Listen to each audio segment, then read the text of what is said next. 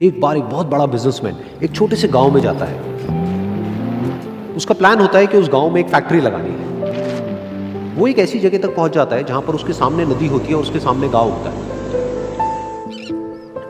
अब उसके पास में दो ऑप्शंस होते हैं। एक कि वो सड़क के रास्ते से घूम करके उस गांव तक पहुंचे, जिसमें करीब करीब 8 घंटे लगेंगे, क्योंकि डायरेक्ट कोई रास्ता नहीं है वहां तक पहुंचने का। दूसरा कि सिर्फ 20 मिनट में एक नाव में बैठ करके उस नदी को पार करके उस गांव तक पहुंच जाए। तो अपना टाइम बचाने के लिए उसने उस नाव में बैठने का डिसीजन लिया। वो नाव बहुत ही छोटी सी थी, जिसमें एक तरफ एक आदमी बैठा था जो कि नाव चला रहा था और दूसरी तरफ ये बिजनेसमैन बैठा हुआ था। तो नाव में बैठने की थोड़ी देर बाद उस बिजनेसमैन ने उस नाव वाले से पूछा, तुझे पता है तेरी नाव में कौन बैठा है? तो नाव वाले ने बड़े ही भोलेपन से कहा हाथ जोड़ करके, नहीं साहब मुझे नहीं पता आप कौन है। तो बिजनेसमैन बोला, अरे तू अखबार नहीं पढ़ता है क्या?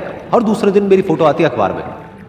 तो नाव वाला बोला, अरे साहब मुझे कहाँ पढ़ना लिखना आता है, मैं बहुत छोटा सा था जब मेरे पिताजी गुजर गए थे, तो अपने परिवार का ध्यान रखने के लिए मैं बचपन से ही काम में लग गया और तभी मेरा स्कूल छूट गया। ये सुन करके उस बिजनेसमैन ने उसका मजाक उड़ाते हुए उसको कहा, तुझे पढ़ना लिखना तक नहीं आता है, ऐसी जिंदगी का क्या फायदा? ये सुन करके उस नाव वाले को बुरा तो लगा, लेकिन उसने कुछ नहीं कहा।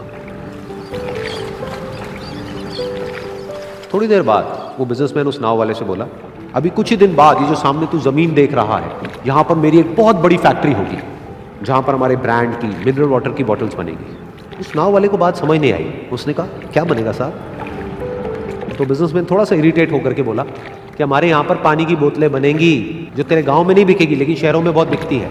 अरे कभी तू शहर गया होगा तो तूने देखी होगी पानी की बोतलें रखी होती है दुकानों पर। फिर वो नाव वाला बोला, अरे साहब मुझे कैसे पता होगा, मैं तो कभी इस गाँव से बाहर गया ही नहीं। फिर वो बिजनेसमैन उसके ऊपर हंसते हुए बोला, तू कभी इस गांव से बाहर तक नहीं गया, तुझे पता ही नहीं कि शहर क्या होता है? अरे ऐसी जिंदगी का क्या फायदा? उसकी ये बात सुन करके उस नाव वाले को सच में लगने लगा कि मेरी जिंदगी शायद किसी काम की नहीं है। अपनी सोच की वजह से उसका नाव से ध्यान हटा और तभी नाव की टक्कर हो गई एक बड़े से पत्थर से, जिसकी वजह से नाव में पानी भरने लगा और नाव डूबने लगी।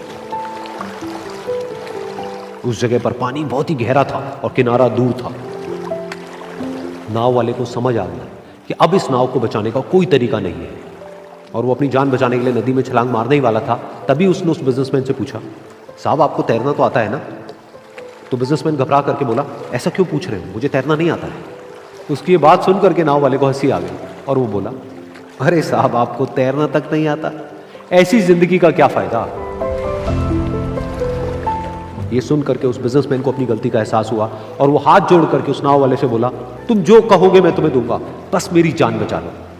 तो उस नाव वाले ने बोला, अरे साहब आप घबराओ नहीं, मुझे सिर्फ तैरना नहीं आता है, मुझे डूबते हुए लोगों को बचाना भी आता है। आप मुझे कस के पकड़ लो, मैं आपको कुछ नहीं होने दूंगा। और फिर उस नाव वाले ने ना सिर्फ अपनी बल्कि उस बिजनेसमैन की भी जान बचाई। तो इस कहानी से हम एक बहुत बड़ी सीख ले सकते हैं कि हमें जिंदगी में कभी भी किसी का भी मजाक नहीं उड़ाना चाहिए या उसको अपने से कम नहीं समझना चाहिए, क्योंकि हमें नहीं पता कि हमें कब कहां कैसे किसकी जरूरत पड़ जाए। और गौर से देखा करो अपने माँ बाप के आंखों में, ये वो आईने होते हैं जिसमें बच्चे कभी बूढ़े नहीं होते हैं। जिंदगी जो है ना वो एक एग्जाम की तरह है और इस एग्जाम में ना ज्यादातर लोग फेल हो जा रहे हैं। क्यों फेल हो रहे हैं? क्योंकि वो एक दूसरे का नकल कर रहे हैं और उनको पता ही नहीं है कि सबका क्वेश्चन पेपर अलग है, इसीलिए फेल हो रहे हैं। तो जिंदगी में सबकी समस्याएं अलग होती हैं। आप दूसरे की समस्या से केवल साहस ले सकते हैं, उसका तरीका नहीं अपना सकते। हिम्मत बनाए रखिए कि नहीं, हमें भी इस सफलता को पाना है। और ये जिंदगी जो है ना एक अजीब सी रेस है यार, समझ में नहीं आता है। अगर तेज भागिएगा तो आपके अपने पीछे छूट जाएंगे और धीमे दौड़िएगा तो आपके अपने ही आपको पीछे छोड़ के चले जाएंगे। इसलिए जिंदगी की रफ्तार इतनी बनाए रखो यार कि भले दुश्मन आगे निकल जाए लेकिन एक दोस्त पीछे नहीं छूटना चाहिए। अपने जिंदगी में हौसला बना के रखिए। पतंग को पता होता है कि उसका अंत एक कचड़े में जाकर होगा, लेकिन उससे पहले उसे आसमान छूकर दिखाना होता है। देखिए सफलता और असफलता में थोड़ा सा का अंतर है। सफलता आपका परिचय दुनिया के सामने कराएगी और असफलता दुनिया का परिचय आपसे करा देगी। इसलिए सफल जरूर होइए। देखिए 97% लोग जो है ना वो थक के किसी काम को छोड़ देते हैं और जिंदगी भर उन 3% लोगों के लिए काम करने लगते हैं जो कभी भी हार नहीं मानते। मेहनत बता देता है कि परिणाम कैसे मिलेगा, वरना परिणाम तो बताता ही है कि आपका मेहनत कैसा था। पहाड़ों को चीरते हुए जब नदी निकलती है ना, तो कभी नहीं पूछती है कि समुंदर अभी कितना दूर है। और नदी में गिरने से तो कभी किसी की मौत नहीं होती है, मरता तो वही है जिसे तैरना नहीं आता है। तो हम सब परिस्थितियों के आगे हार जाते हैं, हम हार जाते हैं। परिस्थितियां सबके सामने होती है, जो डट के रहा उसे मंजिल मिली, और जो नहीं डटा वो हार के चला गया।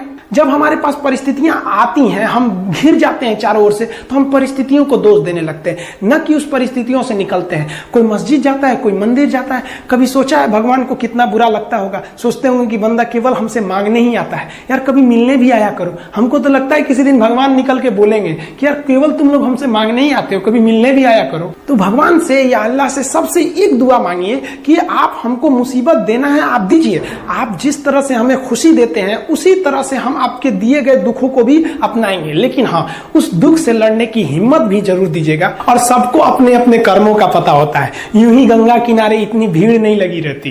देखिए, जिंदगी में आपसे भी कुछ गलतियां होंगी, और गलती किससे होती है? जो काम करता है, मेहनत करने वालों से ही तो गलतियां होती है। निकम्मों की तो पूरी जिंदगी निकल जाती है दूसरों में कमी ढूंढते ढूंढते। और दुनिया में ना किसी भी समस्या है भाई, उसका सबसे अच्छा एक टोल फ्री नंबर है। दुनिया की कोई भी समस्या का सबसे टोल फ्री नंबर है दोस्त। एक बढ़िया दोस्त बनाओ भाई, 2-4 लोगों का, और उनसे ही आप पढ़ाई लिखाई हर तरह के डिस्कस करते रहो। दोस्त से बढ़िया टोल फ्री नंबर कोई नहीं है, हर चीज का इलाज है। और कुछ दोस्त जिंदगी में तो ऐसे बनाओ ना, जो आपकी प्रॉब्लम को वैसे ही समझ जाए जैसे डॉक्टर की लिखावट मेडिकल स्टोर वाला पढ़ लेता है।